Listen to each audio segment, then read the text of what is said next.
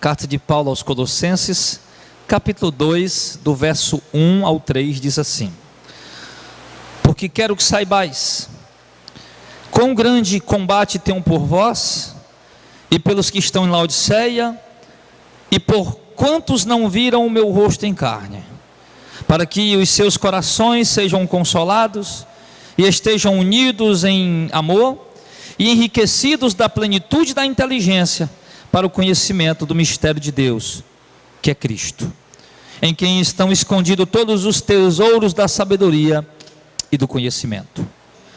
Eu quero, diante desse texto, falar sobre as intenções ministeriais.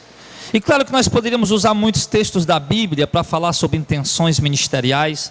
Podíamos falar de homens de Deus, podíamos falar de falsos homens de Deus, de profetas verdadeiros, de falsos profetas, mas eu quero me ater a três questões essa noite, que nós vamos analisar com o que Paulo fala sobre a questão ministerial, ou com o que podemos aprender sobre a questão das intenções ministeriais com Paulo. Primeiro, eu quero dizer para vocês que hoje no Brasil é moda abrir igreja, é moda fundar ministério, é moda gravar CD, DVD, escrever livro, é moda aderir a algum tipo de ministério eclesiásticos, e é moda buscar profundidade nesses trabalhos ministeriais. Mas eu faço uma pergunta, irmãos: o que está por trás de cada igreja? O que está por trás de cada igreja fundada? O que está por trás de cada cantor que sobe nos palcos evangélicos para apresentar seus trabalhos? O que está por trás? Quais são as intenções dessas pessoas? Quais são as intenções? O que está por trás? Quais são as intenções dos pastores que ministram nas igrejas, dos pastores que não param de fazer campanhas, não param de pedir dinheiro? O que está por trás? O que motiva? Quais são as intenções desses corações? Isso é importante nós tomarmos o conhecimento, porque muitas vezes atrás de um sorriso esconde-se o ódio, atrás de um aperto de mão esconde-se um desejo de matar, desejo de vingança.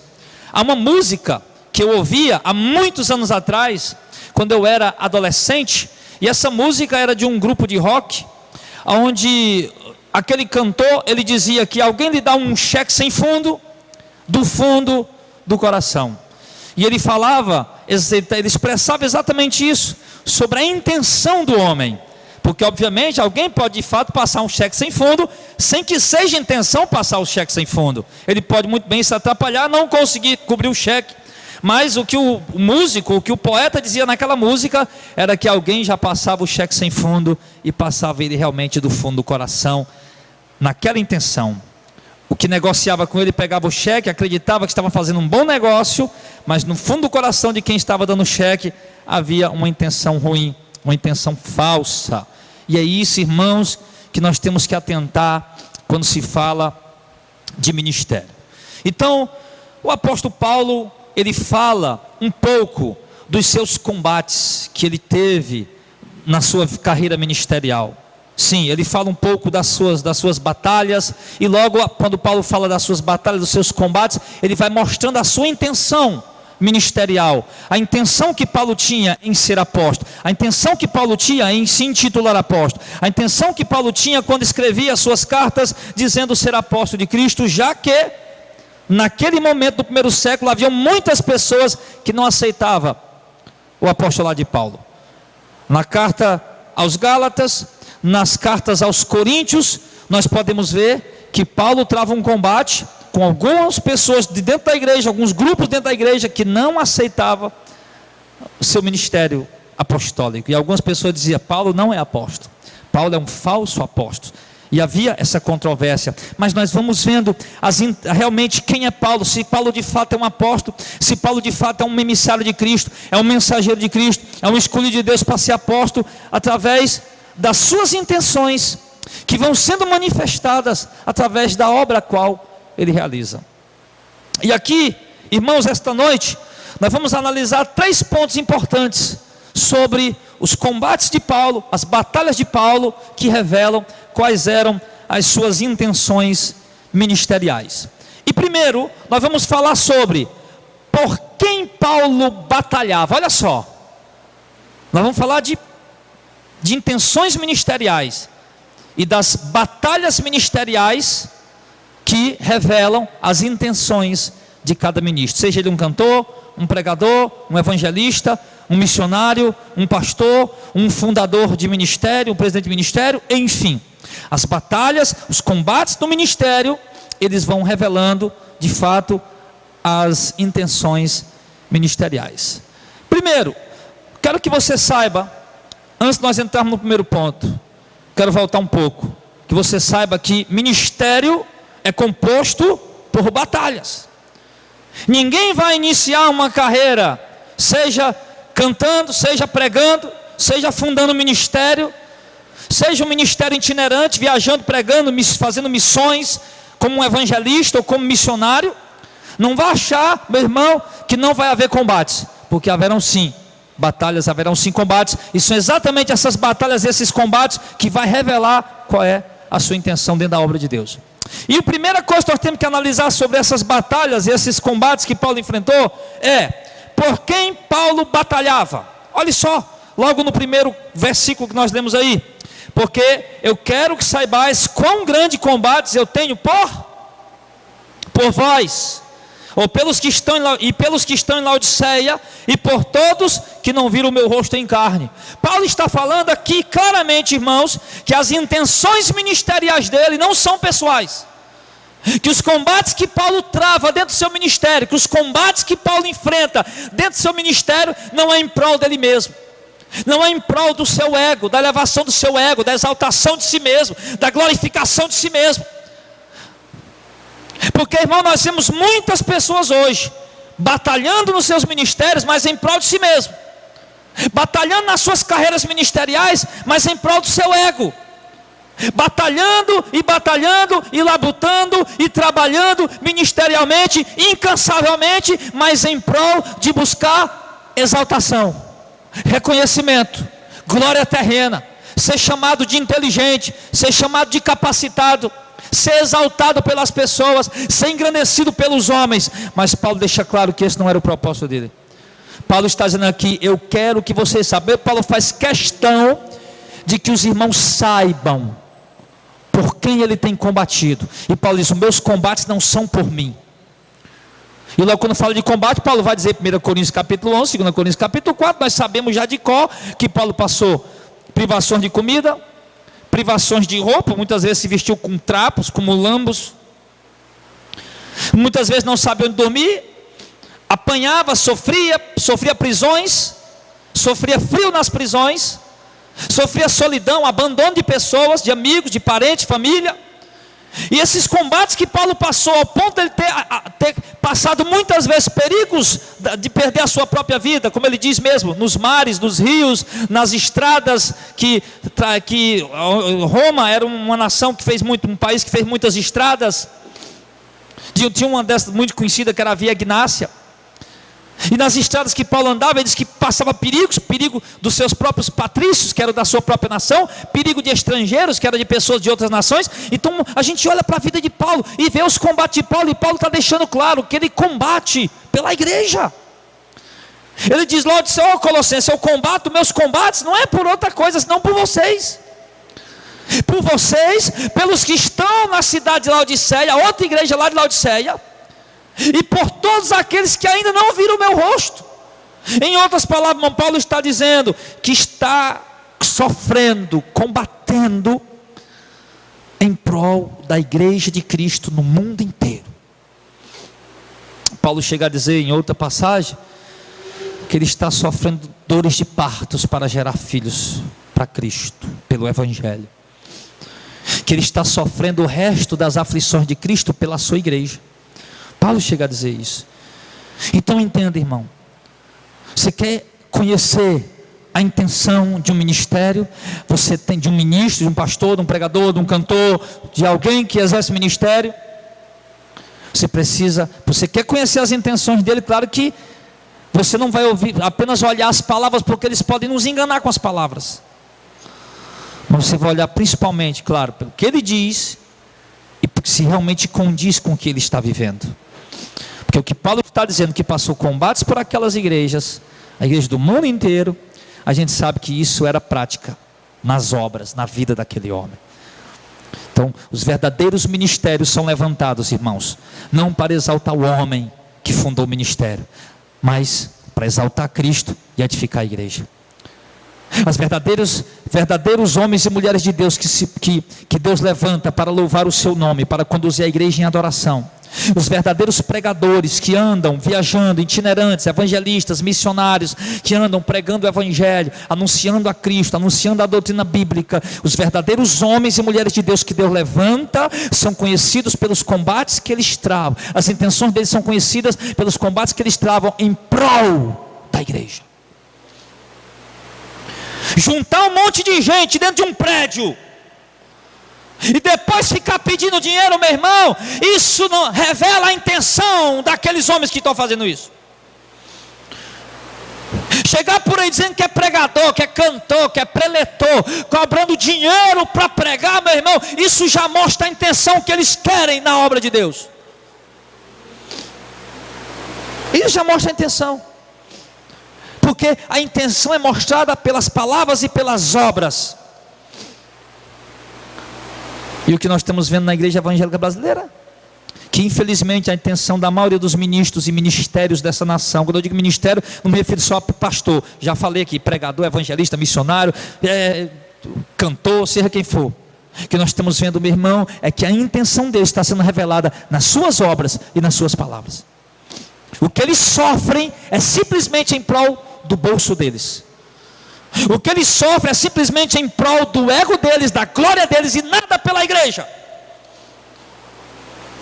Nós temos ministérios ascendendo, crescendo, emergindo, surgindo, se destacando no cenário evangélico. Multidões correndo atrás desses líderes, desses pregadores, desses cantores, desses pastores, e nós vemos esses homens conquistando seus objetivos, manifestando suas intenções, transformando a obra de Deus numa grande fonte de lucro, enriquecendo às custas disso.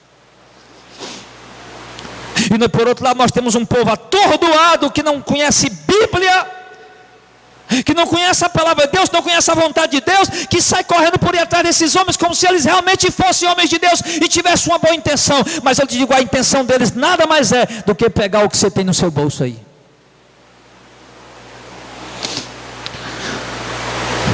Do que tentar te manipular e te convencer a dar o seu carro para ele, a dar a sua casa para ele, a encher o celeiro, esvaziar o teu celeiro e encher o celeiro dele. Essa é a intenção deles. E nós precisamos aprender, irmãos, a perceber isso, o combate que eles travam. Eu olho para pastores, eu olho para líderes, e dizem, nós passamos a noite dormindo na igreja, orando na igreja, de hora em hora a gente levantava e orar, nós fomos para o monte, levamos um saco nas costas, ungimos isso, ungimos aquilo, agora é tanto, valor, deposite aqui uma oferta, ou bote no envelope, ou traga uma oferta de tanto e leve esse objeto que ele vai abençoar a sua vida. Qual a intenção?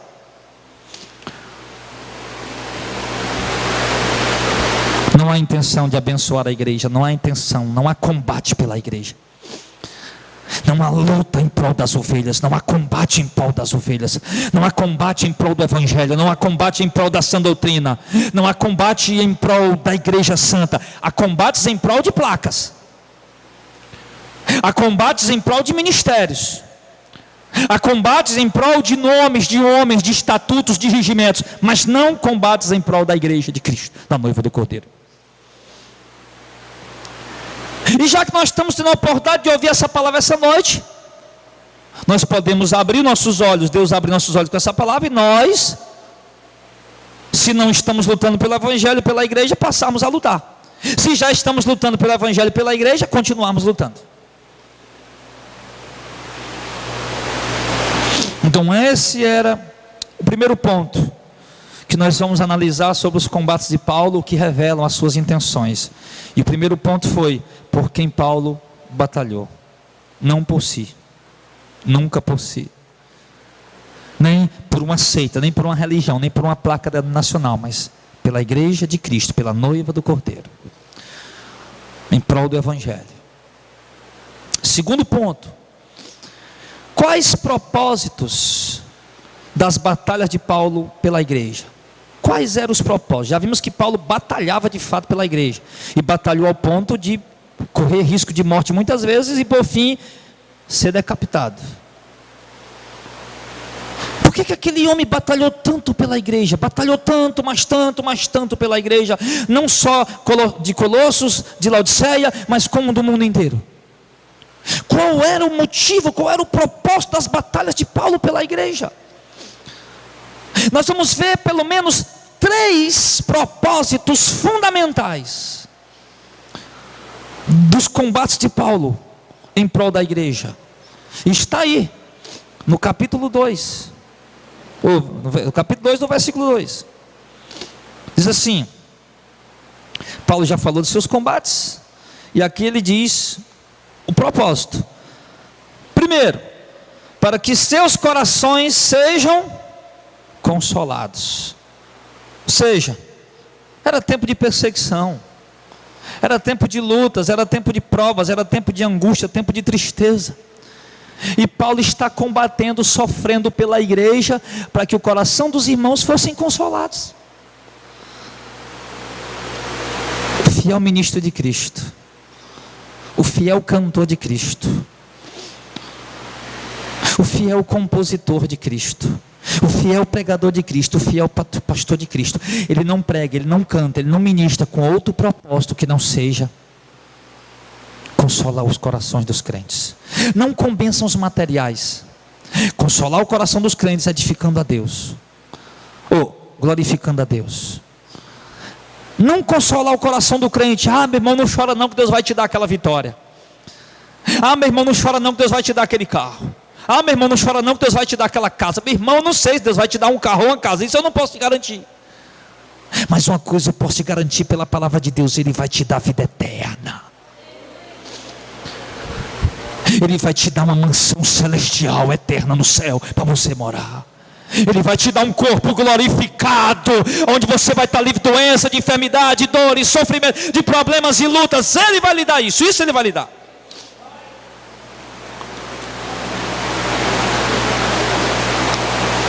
Paulo diz: eu combati por vocês, e eu tenho um propósito com esses combates. Não é para pegar o dinheiro de vocês, não é para me dar bem, não é para enriquecer, mas é para consolar. Primeiro, para consolar o coração de vocês. Sei que vocês estão tristes, é muita prova. Sei que vocês estão tristes, é muita luta. Sei que vocês estão tristes, é muita adversidade.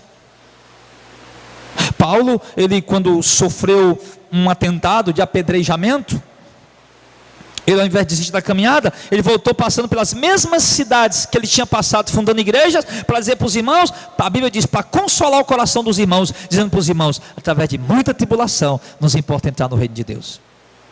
E assim Paulo ia consolando a igreja, porque o apóstolo Pedro fala que vem provas ardentes, prova de fogo, como se alguma coisa estranha tivesse acontecendo. Não é estranho, isso é comum, isso é normal na vida do crente. Isso é comum, isso é normal na vida do eleito, na vida do salvo. Provas de fogo, provas ardentes, seja na saúde, seja na finança, seja na família, seja no casamento, seja no trabalho, no empreendimento, nos negócios, seja em que for. Provas de fogo surgem e surgirão, e sempre. E Paulo passava consolando os irmãos, não era fazendo campanha. Eu até brinquei com o mecânico hoje, fui pegar o carro lá, o negócio daquele estralo lá, e o mecânico está rachando. Eu digo, e o mecânico era crente, eu digo: meu irmão, será que nós vamos ter que fazer uma campanha para poder descobrir onde é que está esse negócio?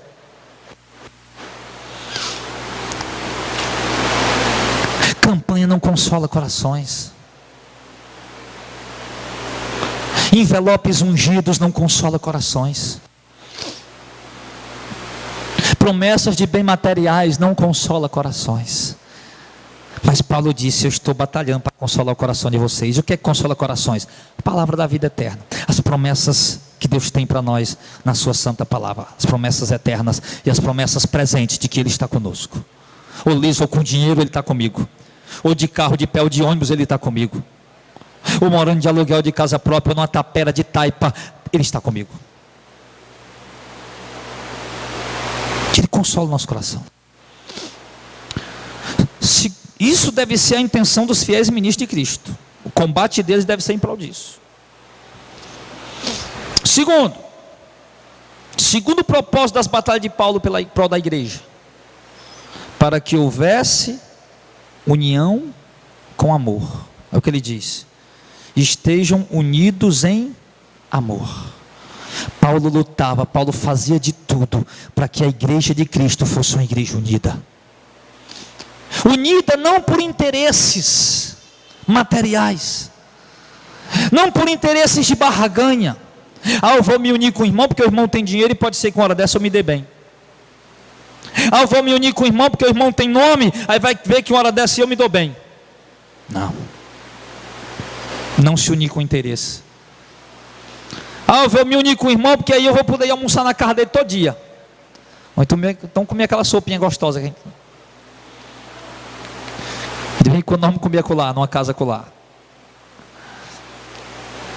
Eu vou me unir com o irmão para poder eu me dar bem. Não. Paulo está dizendo que luta, primeiro, para que a igreja seja coração consolado, meio das lutas, adversidade, sabendo que não são só eles que estão passando por isso, mas os irmãos no mundo inteiro também passam. Pedro falou disso. E depois ele diz, para que haja união com amor, para que vocês sejam unidos com amor. E por que Paulo diz união com amor? Porque Paulo sabia que os homens da igreja, que compõem a igreja, são pessoas imperfeitas. O senhor consegue reconhecer, irmão Jacques, que o senhor é um homem imperfeito? O senhor consegue, irmão Elias, reconhecer que o senhor é imperfeito?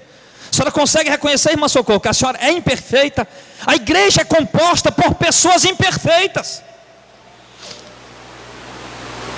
E Paulo está dizendo, nós vamos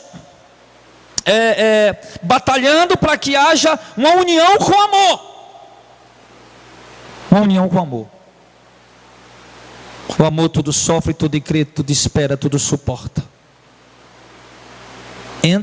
Com a igreja, com os cristãos. Os cristãos. Não somos obrigados a tolerar filhos do Satanás perturbando nosso meio. Isso aí não. Eu digo entre nós, o povo de Deus, a igreja de Cristo. Eu fico atribulado quando aparece um filho do cão perturbando na igreja. A vontade que dá de mandar logo o cabo e ir embora. Meu filho, assim embora, tem tanta igreja para ir, você ri logo para cá, pelo amor de Deus. Mas a gente nem sempre pode fazer isso, né? A gente tem que ter calma, né? Só quando realmente o negócio já não dá mais, que a gente tem que pedir a pessoa para, por gentileza, né? Para se retirar. Paulo é diferente, Paulo era diferente, já disse, para cortar relacionamento, bota o cabo para fora. Mas como eu não tenho aquela ousadia de Paulo, né? Aquela coragem que Paulo tinha, eu sou um pouco mais covarde, aí a gente vai andando mais devagar um pouquinho. Mas a união com amor, essa união que a igreja precisa, irmão. Paulo disse, eu combato para que haja essa união com amor. E eu te digo, onde é que existe uma união com amor, meu irmão? Onde a gente não aprende a tolerar um ao outro, perdoar um ao outro, ajudar um ao outro, socorrer um ao outro. Isso revela a intenção da igreja. Agora vá ver nessas igrejas que vivem pedindo dízimo, que vivem pedindo oferta, que vivem dando envelope, meu irmão, vá ver se ele se preocupa se um crente está comendo pelo menos feijão no almoço ou não. Nós temos histórias e mais histórias de irmã pobre que não tinha dinheiro para comprar uma roupa, e na igreja dela fazendo bazar, e o bazar, ao invés de dar para os irmãos, era vendendo, e a irmã chegar e pedir, pastor, eu estou precisando de uma roupa, meu filho também não tem dinheiro para comprar, e o pastor diz, irmão, não posso dar, você sabe, né, irmã, que é pela obra de Deus. E quem é a obra de Deus? Não somos nós.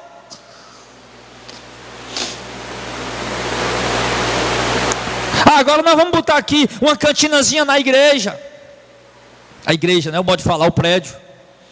Tem a cantina agora ali, tem coxinha, tem pastel, tem café, tem tapioca. O irmão vai lá, quando terminar, irmão, para ajudar a obra de Deus, compra lá, é R$10, é R$5, é R$2, é R$3, é R$15. E quem pode, compra, quem não pode, não compra, vai embora com fome, chupando o dedo, e os meninos olhando, com os olhos esbugalhados, querendo um pedaço, mas o pai não tem dinheiro para comprar, e também não tem um cristão que se levanta no meio da igreja e tem a coragem de dar. Amor, união com amor. Ó, pastor, fulano de tal, venha pregar aqui na minha igreja, que a igreja é pequena, a igreja só tem 15 membros, 20 membros, 30 membros, 50 membros. Meus irmãos, infelizmente eu não posso pregar na sua igreja, porque eu cobro 1.000, 2.000, 3.000, 4.000, 5.000 reais, você sabe, eu sou um preletor importante, eu tenho um nome, e vocês não vão poder pagar. E eu também não prego para pouca gente. Isso é amor. Isso não é amor. Isso não é obra para amor. Ô, cantor fulano de tal, você tem nome, você é famoso, você poderia vir cantar aqui na nossa igreja? Ó, sim, eu vou com muito prazer. Você me dá 15.000 reais, 20.000 e eu estaria aí cantando. Eu digo, não, por esse preço aí eu chamava os aviões do forró, ou então o Wes Safadão, eu contrataria um cantor melhor do que você. Já que ela pagar?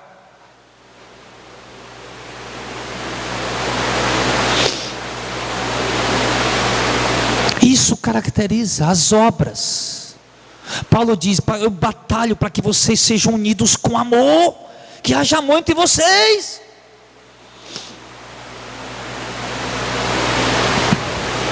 Mas nós não temos visto isso na igreja hoje. Tudo que se faz gira em torno de dinheiro. Tudo que se faz gira em torno de dinheiro. Tudo tem que ser pago. Tudo tem um preço. Pastores, líderes que não têm a mínima de compaixão das mais pobres ovelhas. Enquanto eles puderem tomar daquela pessoa, eles tomam e tomam e tomam. Eu já soube até de obreiros que combinaram com o pastor, obreiros para ir na casa do irmão, para poder dizer, irmão, por que não dá essa casa tua na Fogueira Santa? Irmão, por que tu não dá o teu carro aí na Fogueira Santa? Obreiros ir na casa dos irmãos, para poder tentar convencer os irmãos. Pastores que influenciam suas famílias. Pastores que influenciam famílias. A irem para a rua vender alguma coisa, ao invés de levar o sustento para dentro de casa, não. Para pegar e vender o que tem dentro de casa, para poder levar o dinheiro para a igreja e ficar em casa sem móvel. Sem os utensílios necessários, achando que estão fazendo isso pela fé. Isso não é amor. E isso acontece, irmãos. E Paulo diz, eu estou combatendo para que vocês sejam unidos em amor. Era um dos propósitos, segundo propósito das batalhas de Paulo em prol da igreja. E isso é muito abrangente, a sua mente pode imaginar muitas outras coisas que eu não coloquei aqui. Terceiro e último ponto dos propósitos das batalhas de Paulo pela igreja, para que fossem ricos da plenitude da inteligência espiritual. Paulo queria que aquela igreja fosse rica. Rica de dinheiro, está falando? Rica de inteligência espiritual. Se nós voltarmos a um tempo antes de Paulo, não sei quanto tempo antes, talvez 1000 anos, nós vamos ver um jovem chamado Salomão, que assumiu o trono de Davi, seu pai, que era o rei, após a sua morte. E ali ele tem a oportunidade, Deus o visita, aliás, e diz, me peça o que você quiser e eu lhe darei. E Salomão teve a oportunidade de pedir riquezas, de pedir glórias, de pedir fama, de pedir dinheiro. Mas Salomão pediu sabedoria, conhecimento, inteligência. E Deus o deu. Porque nos provérbios do próprio Salomão ele diz que a sabedoria mais vale o bom nome do que as muita riqueza, mas a sabedoria ela é mais preciosa do que qualquer dinheiro, qualquer prata, qualquer ouro como possa ganhar. Salomão incentiva o ser humano a correr atrás da sabedoria, como o mais vil avarento corre atrás do ouro e da prata. Se um vil avarento corre atrás do ouro e da prata, assim devemos nós corrermos atrás da inteligência espiritual, inclusive. E está cheio de provérbios, onde Salomão fala sobre a importância da sabedoria, e diz que ela é filha de Deus, que Deus criou ela no princípio, a sabedoria. O apóstolo Tiago diz que se alguém tem falta de sabedoria, peça a Deus, que a todos dá liberalmente, sem lançar em rosto.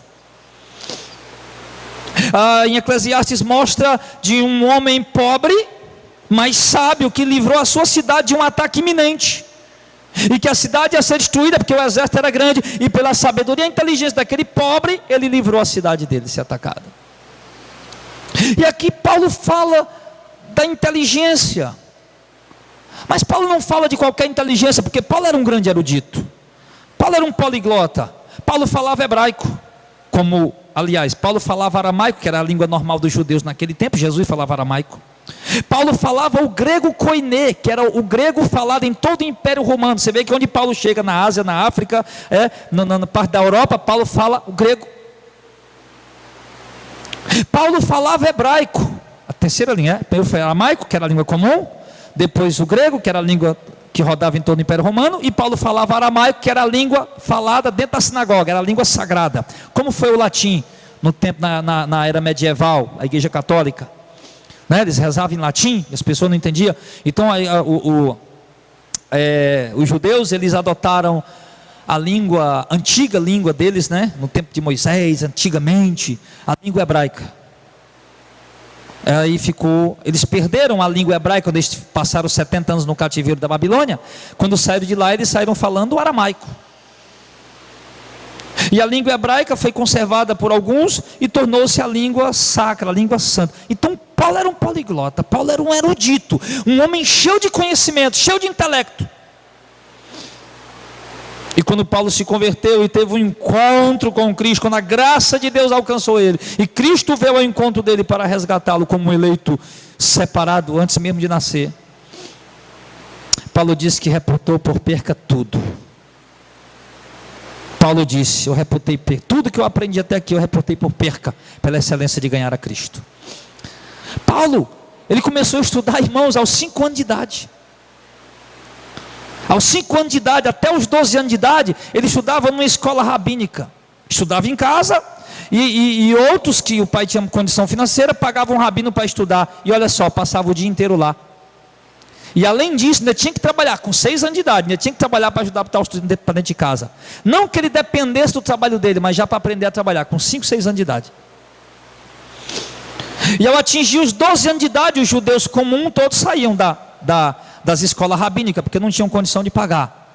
Mas outros, como Paulo, eram entregues à mão de outros rabinos, como no caso lá Gamaliel, para aprender agora a falar, a orar, e aprender coisas mais profundas da lei, que o pai dele tinha condição de pagar. Mas agora Paulo está dizendo que ele ora, que ele batalha, que ele combate, que ele está sofrendo pela igreja, para que a igreja seja enriquecida da plenitude da inteligência espiritual. Não que Paulo esteja, irmãos, desprezando a inteligência das questões humanas. Claro que isso é importante para as questões profissionais, mas Paulo está valorizando, está priorizando, está exaltando, colocando acima de qualquer inteligência, a inteligência espiritual.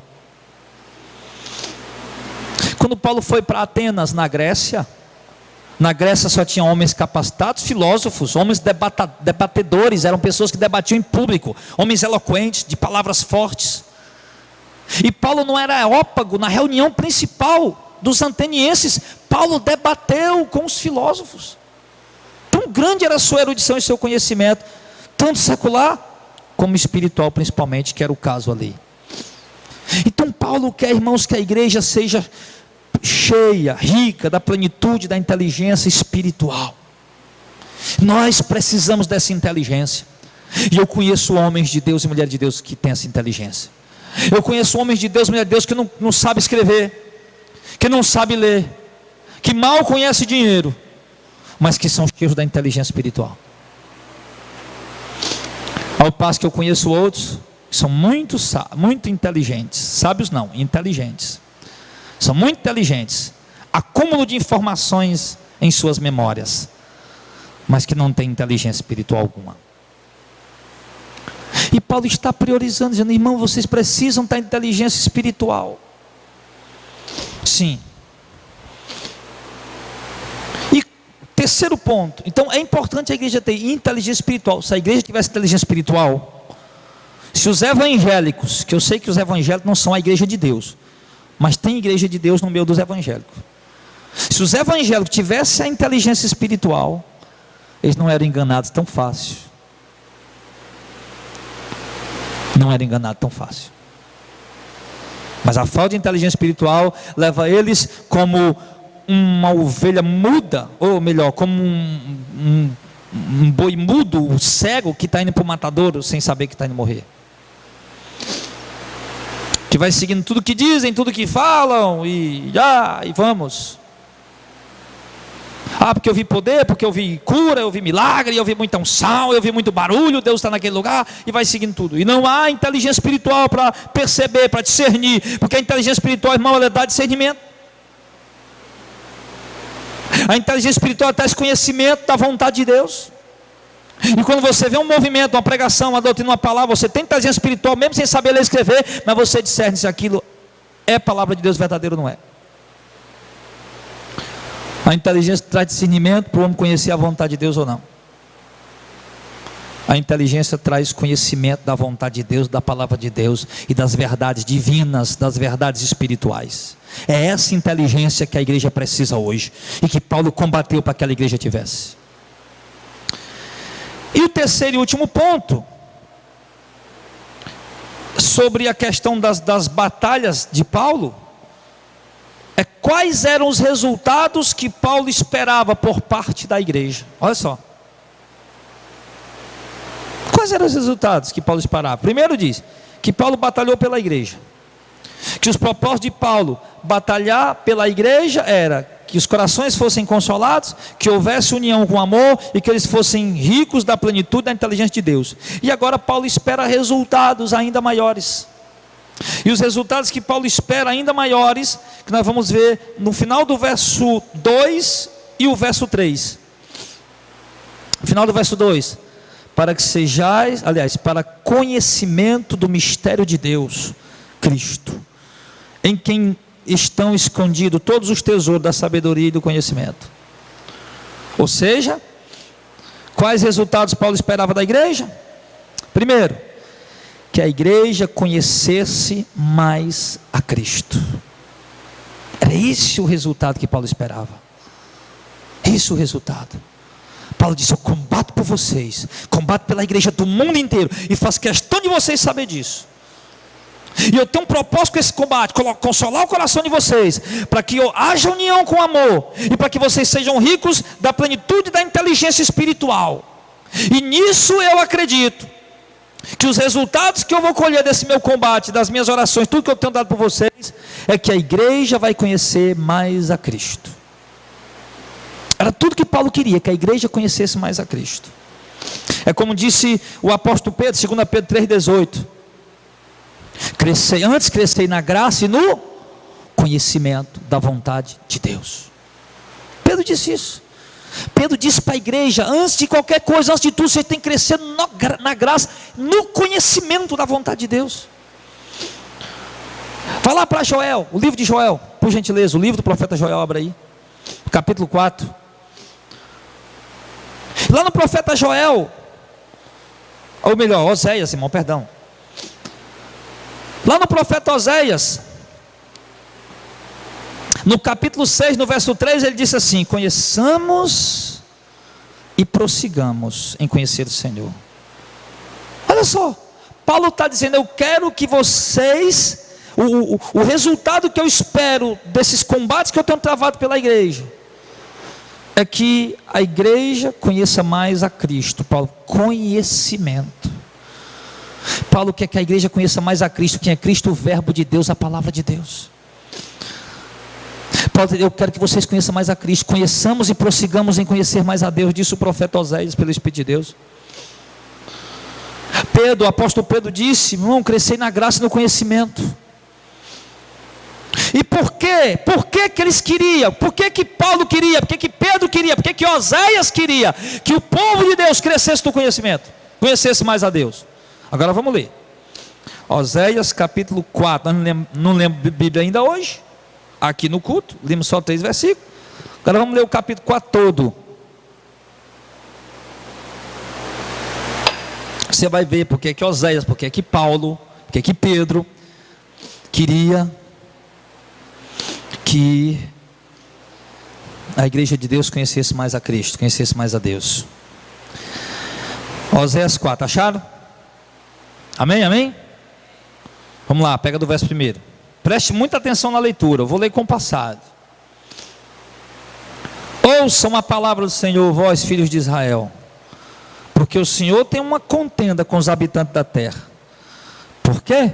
Porque não há verdade, nem benignidade, nem conhecimento de Deus. Olha a palavra conhecimento aí. O povo não tinha conhecimento. Onde não há conhecimento, não há verdade, né? Só há contendas. Verso 2 ele diz: só prevalece o perjurar, o mentir, matar, furtar, adulterar, e há homicídio por cima de homicídio. A falta de conhecimento de Deus leva a isso. Por isso Paulo queria conhecimento. A igreja é conhecimento de Deus, conhecimento de Cristo, o mistério de Deus que é Cristo. Por isso a terra se lamenta, verso 3, e qualquer que mora nela desfalecerá, com os animais do campo e com as aves do céu, até os peixes do mar serão tirados. Todavia ninguém contenda, nem qualquer repreenda, porque o teu povo é como os que contendem com o sacerdote. Por isso cairás de dia, e o profeta contigo cairá de noite, e destruirei a tua mãe. O meu povo está sendo destruído, porque falta o conhecimento. Porque tu rejeitaste o conhecimento, também eu te rejeitei. Olha só, porque Paulo queria que o povo tivesse conhecimento mais de Deus, de Cristo. Quando o povo está sendo destruído, porque falta conhecimento. Quando o povo de Deus não tem conhecimento, ele é destruído. Sim. Quando o povo de Deus não tem conhecimento, ele é rejeitado. Ele diz: eu te rejeitei para que não seja sacerdote diante de mim. Visto que esqueceste a lei do teu Deus, também eu me esquecerei dos teus filhos. Como eles se multiplicam, assim contra mim pecaram, eu mudarei a sua honra e vergonha. Alimentam-se do pecado do meu povo, e da maldade dele tem desejo ardente. Ou seja, o povo vive em pecado. Falta de conhecimento de Deus leva o povo a viver em pecado e ser abandonado por Deus. Por isso, como é povo, assim é o sacerdote. Olha só, o pessoal fala o contrário, né? O pessoal diz: assim como é o sacerdote, é o povo, né? Mas não. E assim como é o povo, assim é também o sacerdote do povo, quando na verdade ele deveria ser o influenciador. Por isso, como é o povo, assim será o sacerdote. Ou seja, sacerdotes se levantarão corruptos para apacentar um povo corrupto. Está vendo aí a falta de conhecimento no meio da igreja? O que tem gerado? Assim como é o povo, assim será o sacerdote. Ou seja, como o povo é corrupto e não quer conhecimento de Deus, assim se levantam sobre eles sacerdotes corruptos que não querem o conhecimento de Deus. Sobre eles, e visitarei sobre eles os seus caminhos, e lhe recompensarei segundo as suas obras. Comerão, mas não se fartarão. Entregar-se-ão à luxúria, que é o pecado sexual, mas não se multiplicarão, porque deixaram de olhar para o Senhor. A incontinência e o vinho e o mosto tiram a inteligência. O meu povo consulta a sua madeira, até idólatra o povo se torna. É o que a gente vê: adoração de lenço, de chapéu, de rosa, de martelo, de água. O meu povo consulta a sua madeira, e a sua vara lhe responde, porque o espírito da luxúria os engana, e eles se corrompem, e apartando-se da sujeição do seu Deus, sacrificam sobre os cumes dos montes e queimam incenso sobre o outeiro debaixo do carvalho e do álamo e do almeiro, porque é boa a sua sombra. Por isso vossas filhas se prostituem e os vossas noras adulteram. Ou seja, eles prestam um culto que não é legítimo a Deus. Povo que não conhece a Deus presta culto que Deus não recebe. Hoje eu fui para o nosso exercício, eu e a minha esposa, e lá tem uma senhora, e eu conversei com essa senhora, e eu evangelizei essa senhora, e ela falando para mim dos problemas dela, e eu falei para ela: olha, a senhora foi para a igreja, porque a senhora estava precisando de uma cura, de uma bênção. Ela foi. E eu disse: a senhora nunca vai receber cura nem bênção indo para a igreja dessa maneira. Primeiro porque quando se procura uma igreja nessa forma que a senhora procura, a senhora não usa os critérios corretos para encontrar a igreja certa. A senhora vai na primeira que mostra um milagre, uma cura, é essa que a senhora quer. Eu disse, a sua cura, a sua libertação está no conhecer das verdades bíblicas. Procura uma igreja que pregue as verdades bíblicas. Mas ele diz, o povo presta um culto ignorante. O povo que não conhece mais a Deus. Paulo diz, eu quero que vocês tenham a plenitude da inteligência para vocês conhecerem o mistério de Cristo, porque só conhecendo o mistério de Deus, que é Cristo, é que poderemos oferecer um culto legítimo a Deus. Se a igreja conhecer o mistério de Deus, que é Cristo, vai sair os forró da igreja,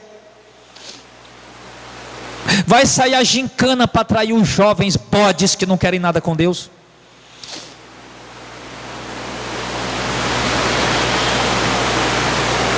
Vai sair cobrança de dízimo, vai sair campanha, vai sair essa coisa do vem receber tua bênção, tua vitória, vai sair toda essa coisa. Se conhecerem o mistério de Deus, que é Cristo, meu irmão, vai ter uma peneira grande, vai ter uma pauda grande na igreja. Mas eles não conhecem, por isso prestam um culto idólatra. Não, mas eu fui curado, eu peguei o lenço, eu fui curado, foi o capeta que me curou. Não, mas eu fui liberto, a minha família foi restaurada, eu peguei a rosa e foi ela restaurada. Foi o Satanás que lhe enganou. Deus não está operando onde está mentira. Deus não está operando onde está idolatria. Por isso suas filhas se prostituem e as suas noras adulteram. Pode levar isso para o sentido espiritual, mas na verdade está falando no sentido literal. Por isso tem adultério no meio da igreja. Fornicação, o sexo desenfreado. É crente trocando de mulher toda hora. É pastor trocando de mulher toda hora. O cara já está no segundo, terceiro casamento. Aí está na igreja lá, abre mais uma igreja. Aí daqui a pouco já fica com outra irmã. A outra mulher já vai embora. Ele já fecha aquela igreja, já muda para outro bairro. Há um desenfreamento sexual, meu irmão. Uma imoralidade, uma perversão. Falta de conhecimento, falta de temor. Mulheres casadas traindo seus maridos, homens casados traindo suas mulheres, jovens fornicando, sem um mínimo de temor e reverência. E ele diz aqui, então eu castigarei as vossas filhas que se prostituem, as vossas noras que adulteram. Eu não castigarei, Deus está dizendo, eu não vou castigar elas. E por quê? Porque eles mesmos com as prostitutas se desviam, com a meretriz sacrificam, pois o povo que não tem entendimento será transtornado. Está vendo? Deus diz, não vou castigar elas não, as noras, não vou castigar não. Por quê? Porque é o que os maridos estão fazendo, se prostituindo e prestando culto idólatra. Sabe o que vai acontecer com vocês? Vocês vão ser todos transtornados, é isso que ele está falando. Transtorno, vai haver transtorno. O povo que não conhece o Senhor vão ser transtornados. Vão viver perturbados, transtornados. Só tu, ó Israel, verso 15. Se tu, ó Israel, queres corromper, não faça culpado Judá, ou seja, assuma a sua culpa. Porque nem isso eles eram dignos de assumir a culpa deles, ficar jogando a culpa para os outros. Porque Israel, por que Israel se corromper? Por que jogava a culpa em Judá? Não sei se os irmãos vão lembrar. Quando houve a divisão das 10 tribos, né? 10 tribos que ficaram no rei de Israel e 2 tribos que ficaram no rei de Judá, na tribo de Davi. Como o templo estava lá em Jerusalém, e Jerusalém ficou fazendo parte de Judá, lá era o local do culto legítimo. Na parte que ficou conhecida como a parte norte, chamada Israel, que era liderada primeiro por Jeroboão I, ele, como não podia ir para Judá, para Jerusalém para celebrar, porque o reino estava dividido, e ele não queria que o povo fosse, porque se o povo fosse para Jerusalém cultuar a Deus, o povo ia acabar ficando lá e ele ia perder o povo, que ele era rei também. Ele começou a construir templos a deuses pagãos, a demônios. Diziam que eram deuses, né? Eu estou dizendo que é demônios, para poder o povo ficar lá. Aí agora, não, nós somos idólatras. Sim, nós somos idólatras, mas a culpa é de Judá, porque nós não fomos adorar lá. Não coloca a culpa neles, a culpa é de vocês. Deus está falando. Então a gente, olha só, O povo que conhece a Deus e a vontade de Deus não fica jogando a culpa no outro, porque pecou, porque errou, ou porque está desviado, ou porque foi para o mundo, alguma coisa do tipo. Não, o povo que conhece a Deus assume sua culpa. Eu errei, eu pequei, eu falhei, eu escorreguei, eu fui para o mundo, mas eu estou de volta, eu me arrependo.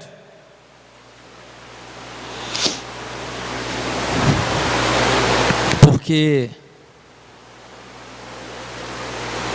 se tu, ó Israel, queres corromper, não faça culpada Judá, não venha a Gilgal, não subais a Betel, e não jureis dizendo, vive o Senhor, porque Gilgal e Betel eram os dois lugares onde Jeroboão tinha construído os templos idólatras.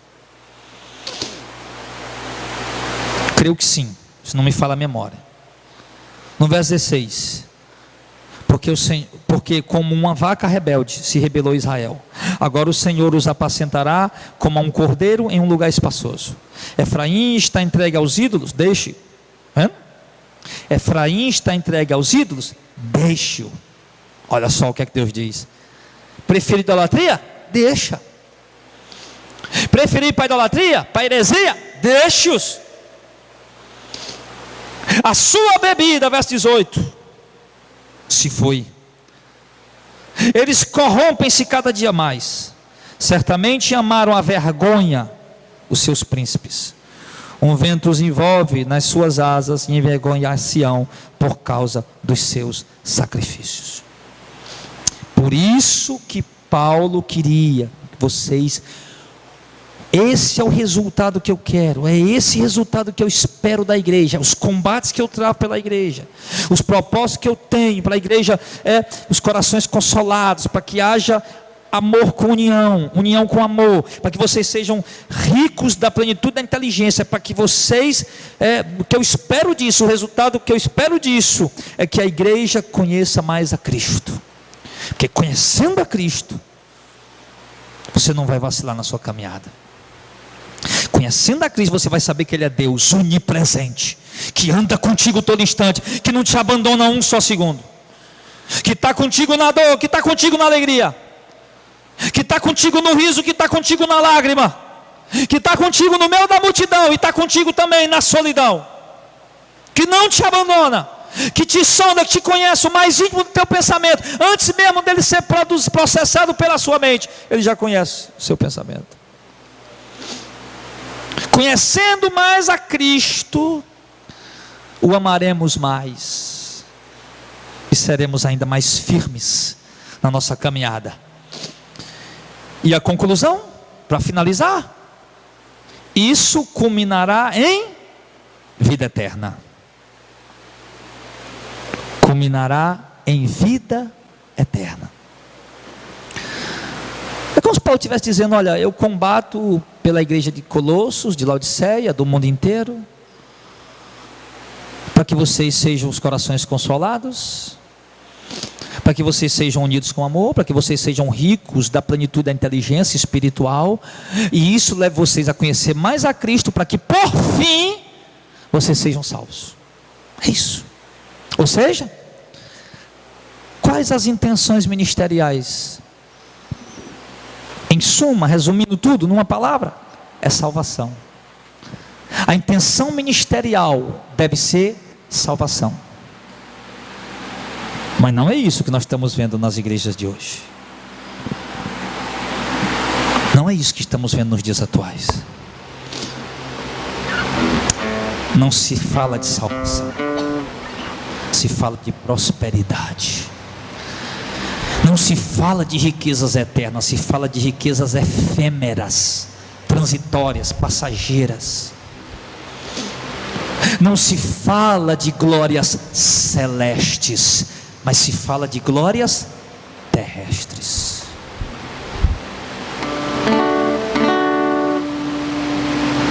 A intenção ministerial, ela se manifesta, se revela pelos combates do ministro e do ministério.